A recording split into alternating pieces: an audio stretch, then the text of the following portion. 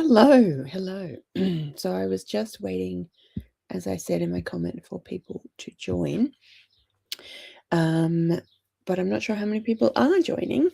I personally forgot about it until I got a reminder on my calendar. Luckily, I put it in my calendar, and I said to my partner, "Oh, I've got my live show in 25 minutes."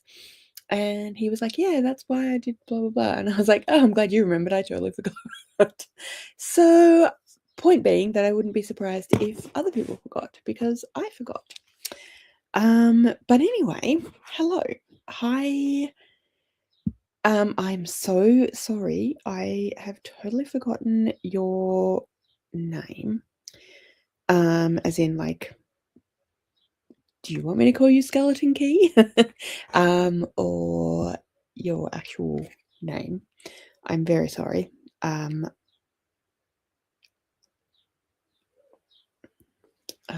Stina, you have told me that before, and I'm so sorry.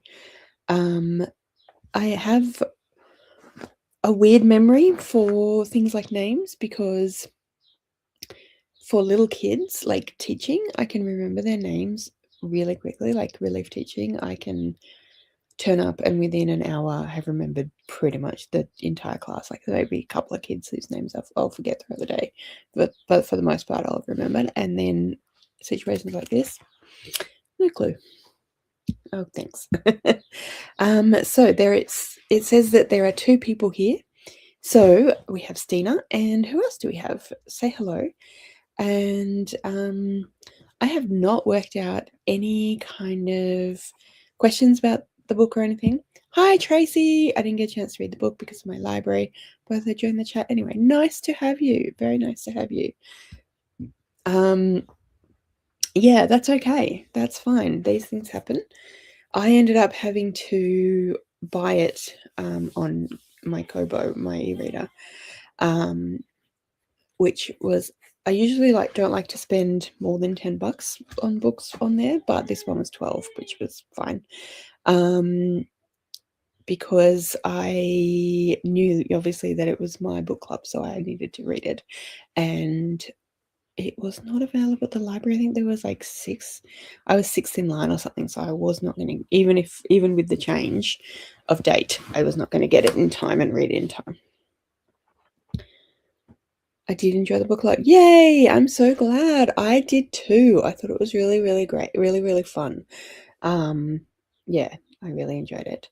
What I would Well, yeah, I'm terrible. I should get some questions put aside for these. I never prep myself properly and I never have questions. So it's just fly by the seat of your pants, which I hope is okay with everyone. Because if not, then that's fair enough, but this is what you get, I'm afraid. So what did you enjoy the most about the book, Stina? What was your favorite part about the book? We'll start with that. My favorite part is I really liked the mix of oh good. I was gonna say, Tracy, are you still planning on reading it? Because I don't know how spoilery to be. But I always find that provided the conclusion isn't spoiled, I don't really mind a spoiler for books because by the time I get to it, I'm probably going to have forgotten what the person said, or at least I'll have forgotten to the point where something will happen and then I'll go, "Oh, that's what they meant by this." Yeah, so I don't mind spoilers usually either, provided it's not the final kind of conclusion, as it were. Unless it's a romance, in which case it's well, they're obviously going to end up together, so it's fine. Sucker for a treasure hunt. Yes. I like the sense of humor throughout. Yes, me too. Me too. And yes, treasure hunt's always fun. My favorite thing was the genre blend because I really, really enjoyed the fact that it was like a mystery, but had all of these romance tropes. I think that was something quite nice and refreshing because obviously it had the mystery tropes as well. But like I was reading it and I was like, I thought this was a mystery. Like it's reading much more like a romance, like rom-com-y kind of thing, because it had all the tropes of like the enemies to lovers, and like only one bed, but not like only one bed, but like that kind of idea of like they get sent away together and they have to, you know, yes, that is what I think that might be what I think it's that, like, the combination of the 2, but then that as well, the self-awareness about the tropes, that it was kind of, it felt like it was kind of poking fun at romance and mystery tropes, but in, like, a really, like, what's the word I'm looking for? In, like, a really loving way. It was like I'm poking fun at these things to show how much I care about them. It was very kind of Australian. I know it wasn't Australian, but in that way of like we pick on the people that we love the most. Yes, an affectionate spoof. Yes, it did. It felt spoofy. It felt, I think that's the thing with the genre blend, is that it did, doing the genre blend kind of in the way that it did, kind of allowed it to be spoofy, but in like a really, like, it felt respectful, like it felt like the tropes were in on the joke, if that makes sense. So the stream has just shown me, well, there were 4 people, and the stream has now said that there are 3 people, so I don't know where that 4th person went. But say hi if you are new, if you've just jumped in, please say hello. We have Stina and we have Tracy here as well. So please say hello if you are still, if you're joining. I might just quickly send a message to Zoe to see if she's still available and interested in joining online on the camera. Oh, that's right, she's away, so no, she's not. But yeah, so we are just discussing, for anyone that's just joined who isn't aware, we are just discussing the book club book for this quarter, which was The Most Wonderful Crime of the Year by Aly Carter. Stina and I both really, really enjoyed it. Tracy hasn't read it yet, but that's okay. So if you are around, it's very confusing. It keeps saying there's 2 and then it jumps to 3, and then anyway, if you are here and you weren't, if you've just joined the chat, then let us know, did you enjoy it or not? Stina, I'm assuming it's Christina, but Stina and I both liked the trope, like it was kind of a spliff, kind of felt like a spoof on both romance and mystery tropes, particularly the way that they were kind of written together, but in a very affectionate way. It is. I thought that was probably the case. My best friend in primary school was Stina, and she was Christina, so I think that's why. Yeah, so that was our favorite thing about the books. About the book was the way that we had the blend of the tropes and the way that it felt like they were very affectionately spoofing on both genres. But yeah, I think that the mix of the tropes together is how Aly Carter did that really well. What did you think of our 2 main characters? Yeah,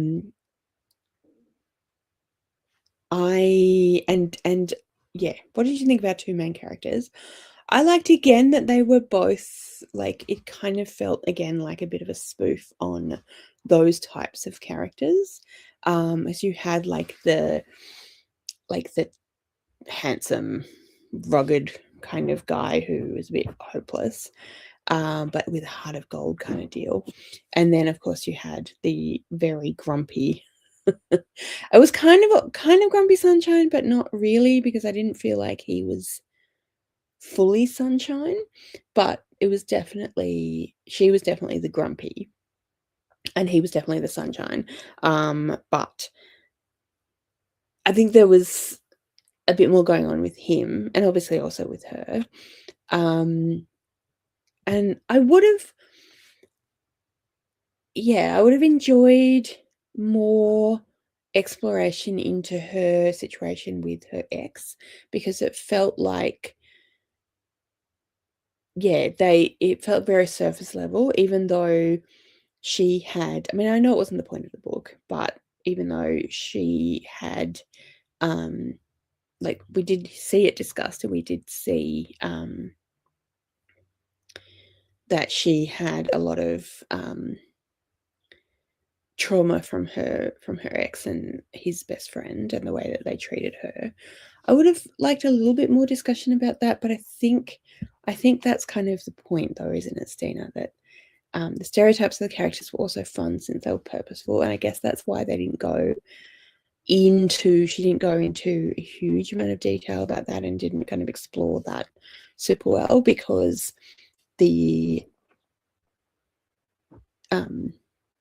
because it was a spoof. So even though obviously romance can get quite in-depth, and some of my favorite romances are quite in-depth, to do with backstory and personal situations and trauma, I guess the fact that you had to keep coming back to it being a mystery did make it so that we didn't get that full in-depth that full in-depth discussion about her backstory with her ex. But I would have liked to have seen a little bit more of that. Also, like, the enmity or rivalry wasn't something that would have been a true deal breaker. Yeah, I agree completely. And that it was more in her head. I mean, it often is one of that situation, that it's more in one character's head than the other. But I liked that it was very obviously so much more in her head. But I like the way that they showed it from her point of view, and that you got to see that he, like, what he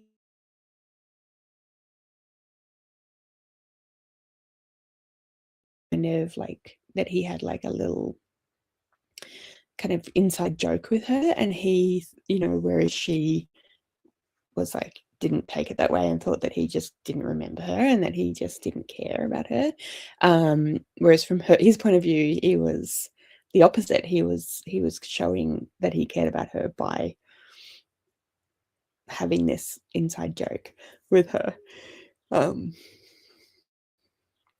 I kind of like, I felt a little bit like, I'm just thinking now, by the time I was reading it, I didn't have this comparison in my head, but it felt a little bit like the love hypothesis, and how they met, and then he kind of, excuse me, oh my goodness, I shouldn't be yawning like this. I only got up like an hour and a half ago.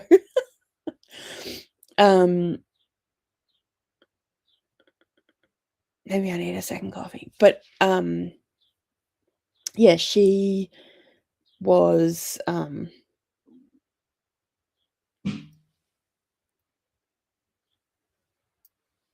she misunderstood kind of what happened, and they both kind of misunderstood what had happened, and they both had different feelings about the first time they met, and it colored how they then felt about each other throughout their interactions and relationship going forward. When I spend the book thinking that they should stay enemies, same. Did you feel that way about this one? Because I didn't feel that way about this one, because it was so very clear. I felt like it was clear that her problem with him was quite, like, not that quite that she misunderstood his character. Not that it was clear that he had more depth than he, like, to begin with. It really did look like he was kind of that shallow guy that she thought he was. But it was clear that like, that he held the animosity that he apparently had for her was all in her head. So I didn't feel like it was they needed to stay enemies. Not at all, yeah. Whereas, yeah, something like The Love Hypothesis, like,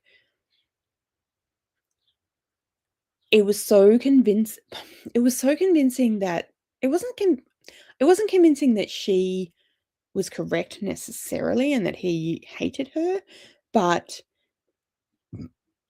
there was no reason he didn't. Yeah, there was no, like, he didn't hate her necessarily. It wasn't that, but it wasn't, I don't know, like, the misunderstanding, I felt like in this one, the misunderstanding was a legitimate thing that you would have a misunderstanding about. And because they didn't really know each other very well, like, they met each other and they had that misunderstanding, and then they never got to know each other particularly well.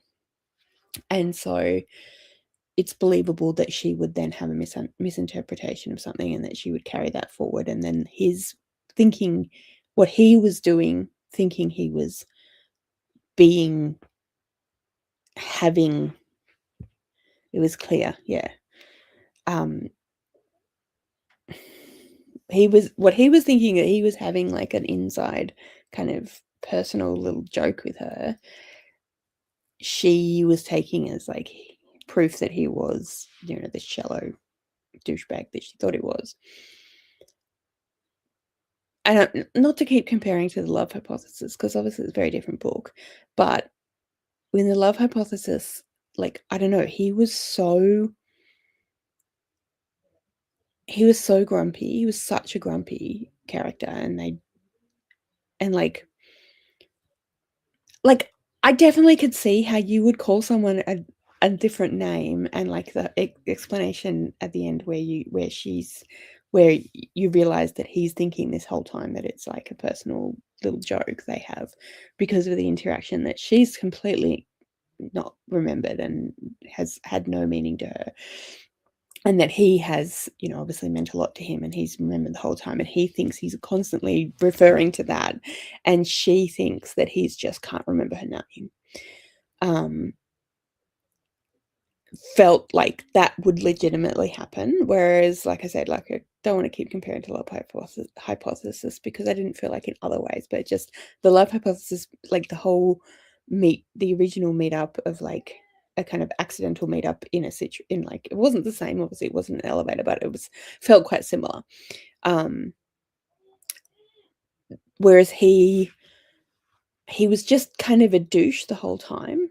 Like, he never had any kind of, like, it was, yeah, I don't know. It felt like, it felt like legitimately, like, he doesn't like her and she doesn't, like, legitimately they don't like each other. And in this other, obviously in the Most Wonderful Crime of the Year, she legitimately didn't like him, but he didn't feel that way. I don't know. Felt like a legitimate, yes, it felt like a legitimate misunderstanding. I feel like in a lot of these other sort of books, like, it's not a misunderstanding, like, it doesn't feel legitimate. It feels like in normal life, you wouldn't have any kind of meaning to someone. Whereas this one felt like something that could happen in normal life quite easily. Not like when information is withheld on purpose. Exactly. It was a total misunderstanding that could happen. And because they never got to know each other, it was understandable that would continue. As soon as they were in a position to really get to know each other, well, not as soon as, but once they started to get to know each other, then it became clear what had happened. And then she was like, oh. So, whereas, again, coming back to Love Hypothesis, I felt like she continued to, like, they continued to misunderstand each other even as they got to know each other. And it's kind of like, yeah, but would you? And also, like, if someone does something that's so bad when you first meet them that you immediately have this bad reaction and you think, you don't think well of them,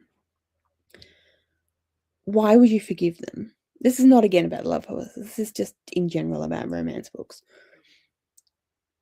Like, I feel like it's a really small thing that's thrown so out of proportion, or it's a legitimately really bad thing that then is forgiven super easily as soon as they start to get to know each other. And it's just like, whereas this one, it felt like it legitimately was a misunderstanding that you could have. And then as soon as they start to get to know each other, and then as soon as they kind of talk about that moment, then it becomes clear what was actually going on. And then like he now understands why she was so prickly.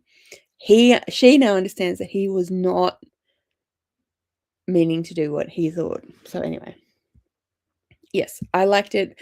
Considering that it was a spoof, and considering that I don't know if I assume it was intended as a spoof. Considering that it was a spoof, and that it was the mixture of the two genres, I thought it was better done than a lot of mysteries, not a lot of romances with those particular like misunderstanding tropes. Not all of them, obviously, but a lot. Like, I don't know, someone like Talia Hibbert or Beth O'Leary, I think do it really, really well.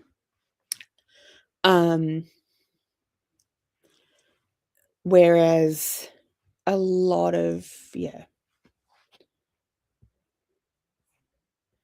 I'm just having a quick look at my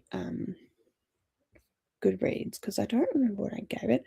And I feel this happens to me a lot. I'm sure it happens to a lot of people. Whereas when I go in, yeah, I gave it 3 stars. Now I'm talking about it, I'm like, no, actually, I'm giving it more stars because actually it was really clever and I really enjoyed it. I've just upped my rating to 4 stars because I actually think that it was really well done, and it was very tropey and it was intended, but like you said, I think it was intended that way. Yes, I love the nods to classic mysteries. It did feel very Agatha Christie. And I think that's why it worked for those two to go together to be the spoofy part, because like the third act breakup, like it legitimately made sense because she was also in this murder mystery and then seeing him on the camera and thinking that he was the one who did it. It's like, yeah, actually you would immediately be like, oh god, I don't want to have anything to do with this guy anymore, because you now think, well, I mean, why would he have done that? But that's not the point. You've got this evidence on screen. Yeah. Yes. That was really, really fun. I really enjoyed that as well. Yes, I get so mad when the third act breakup is stupid too, and I didn't feel like this was stupid. It felt legitimately like, yeah, you would. And because, like we said, the mixture of the two genres worked to make both genres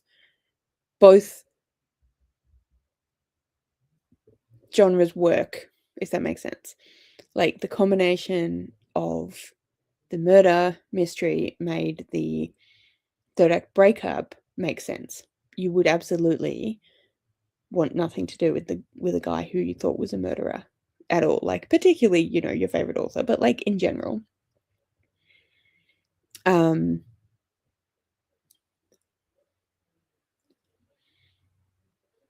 then you legitimately would. God, sorry, I lost my train of thought completely.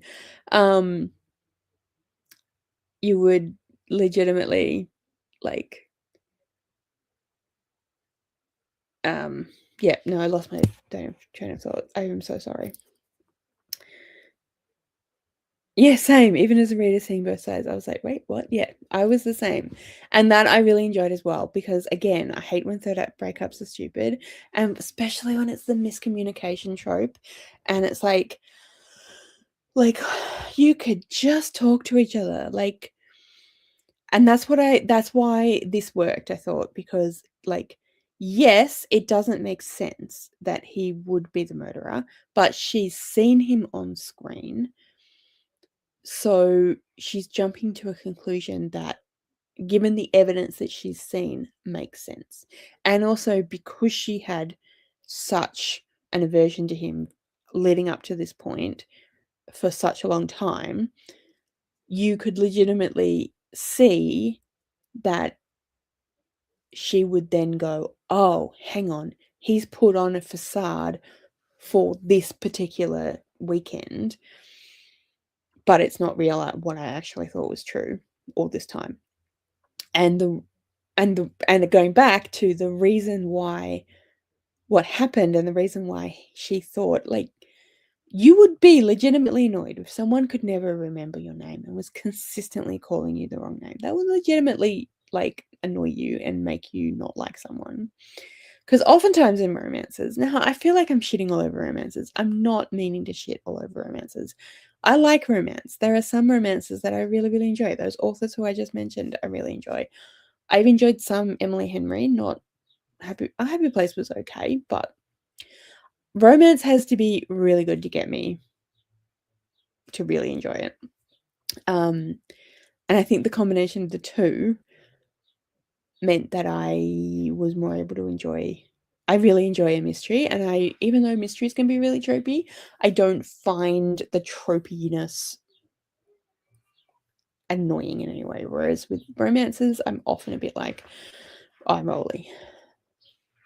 So I took stupid mistakes from genres and fixed them. Yeah, exactly. And like I've said, I think the combination of the two helped with that, because yeah, you would, thinking someone was a murderer, you would legitimately not want to be in a relationship with them. And I even, like, with him being an ex-SAS officer, like, that was so ridiculous, but it felt like it worked really well.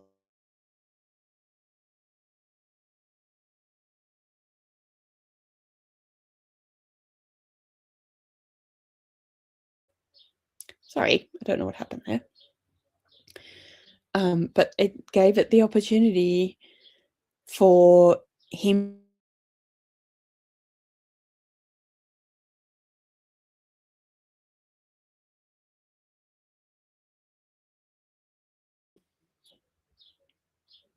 having that backstory meant that when he knew how to do things, and that again made sense, because I don't know, oftentimes in mysteries, that it's like, well, hang on, why do you know how to do that? Yes, exactly. And then they talk to each other. Exactly. Which, they made an assumption about each other. She made an assumption about him that was based on actual evidence, however spurious and weird the evidence was. It was based on actual evidence. And, like, yeah, it made us go,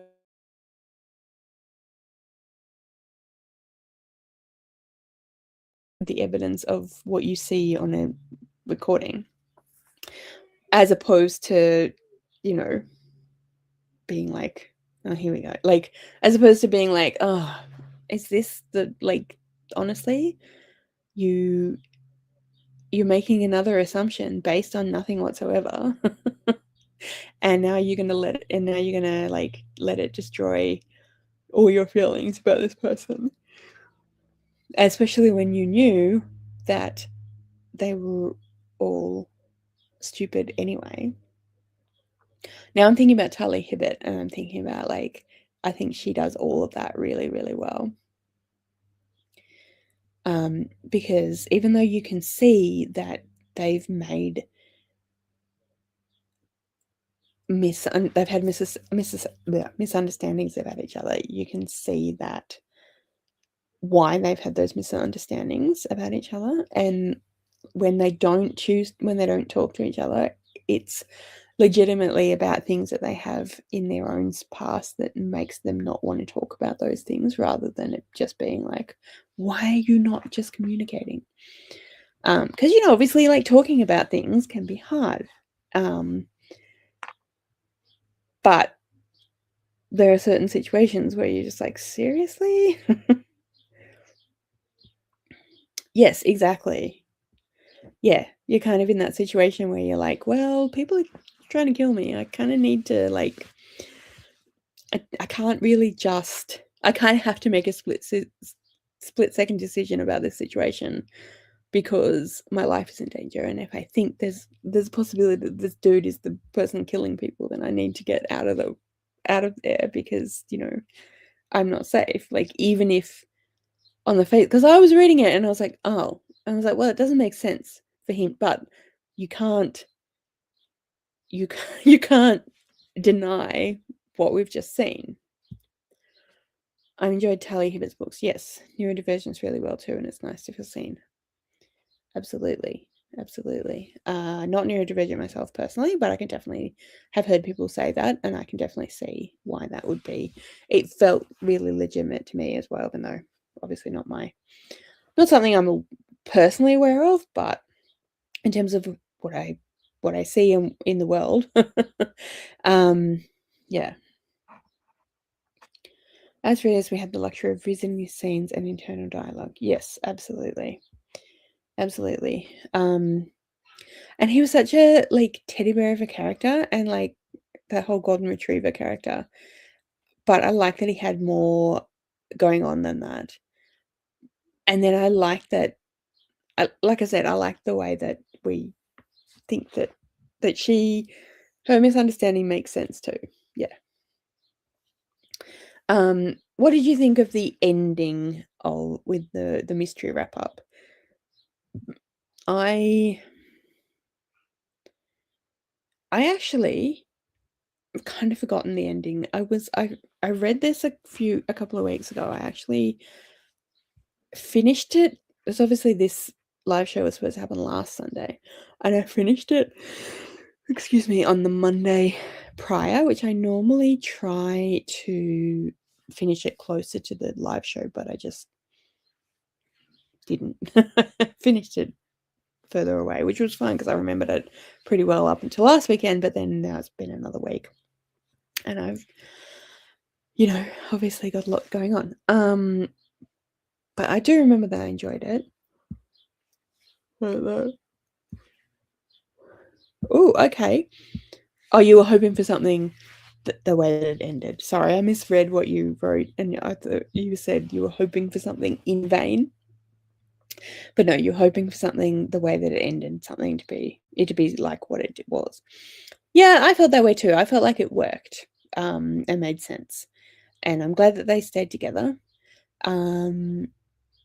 I'm glad that she started to realize some stuff, like things weren't right with her ex, and started to get a lot more self-confidence and a lot more, you know, self-awareness. And I guess, like I said, I would have liked more exploration of what her situation with her ex was and her kind of recovering from that trauma, but it didn't really, like, just because to me that is quite interesting, but I get it wouldn't have fit with the book, I guess. So I guess I'm glad it wasn't there at the same time. But yeah, I felt like the ending worked really well.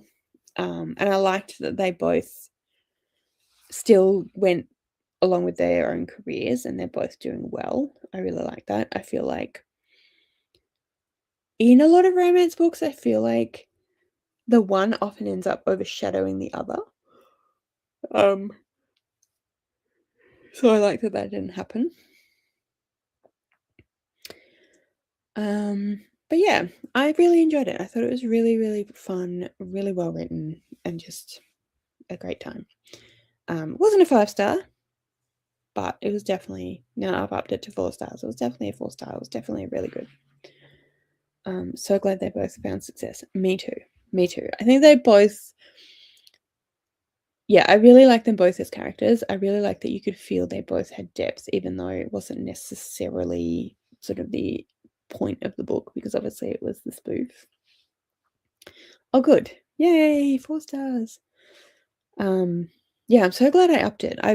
This happens to me all the time. I really like it. I like having these discussions because, I usually end up seeing more in the book than I had done before, which is always really fun. Well, I feel like did you have anything to add, Stina? So I feel like I've kind of feel like I've come to the end of everything I would like to say about the book. I really need to sit down and have a bit of a think about some questions for these, but I never seem to manage it. But yeah, did you have anything else to add? The more I thought about it, the more I realized what skill went into it. Yes, I think that's it as well. Like, I'm talking about it and realizing that, yeah, it's actually really skillful. And the two genres together, like we've said, I think kind of fixes some of the problems with both. But it is a very skillful thing, I think, to pull off really well, and I think she did it really well. So I'm really glad I read it. I have to look out for some of her other books. I'm just sorry. Oh gosh. I'm just gonna have a look and see what else she's written, or if she's written. Do you know? Has she written anything else? I feel like I've heard the name before.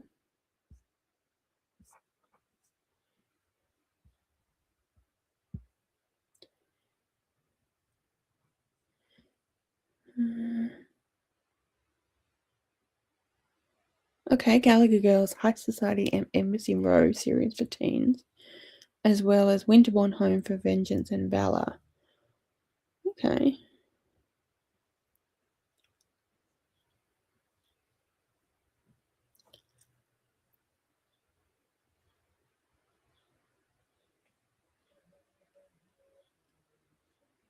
I think, yeah, she's written a couple of series,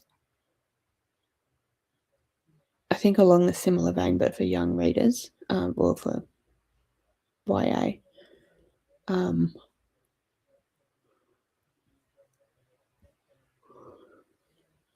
It says for teens and then young readers, so that's why I haven't come across it before. Because not that there's anything wrong, obviously, with reading, with reading YA, but younger YA is something I tend not to read these days.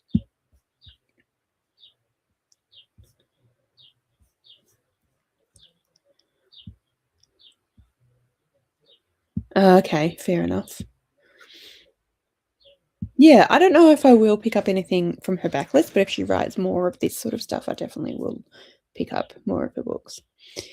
Well, I feel like I've come to the end of my kind of what I feel like I want to say. Yeah, Tracy, Stina, whoever else is lurking around there, if anyone else is lurking around there, do you have anything to say? Anything else to add? If not, I think I might call it a day.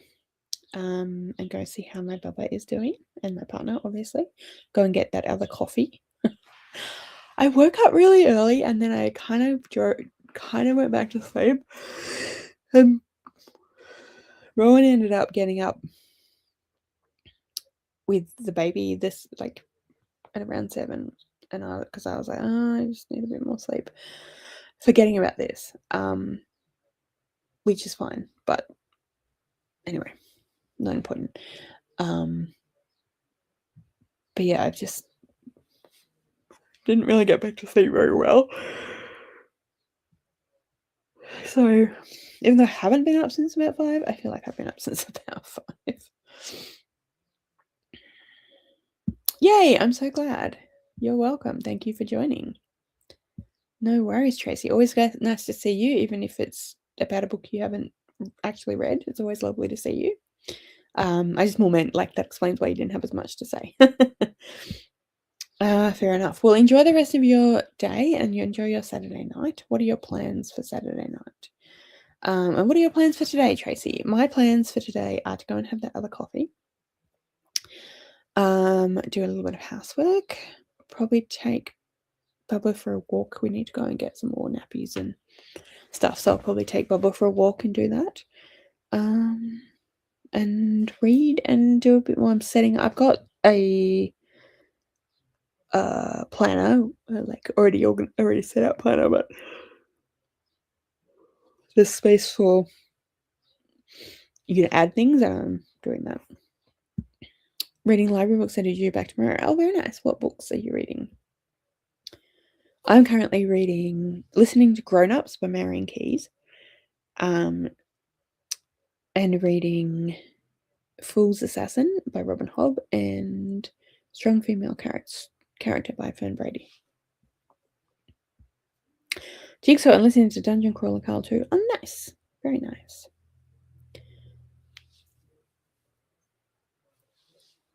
Okay. Coffee's calling. Thank you both so much, and anyone else that was popping in. And I'll see you. Ooh, a bunch of cozy mysteries. Very nice. Enjoy. Yes, and I'll see you all next time. Bye, everyone.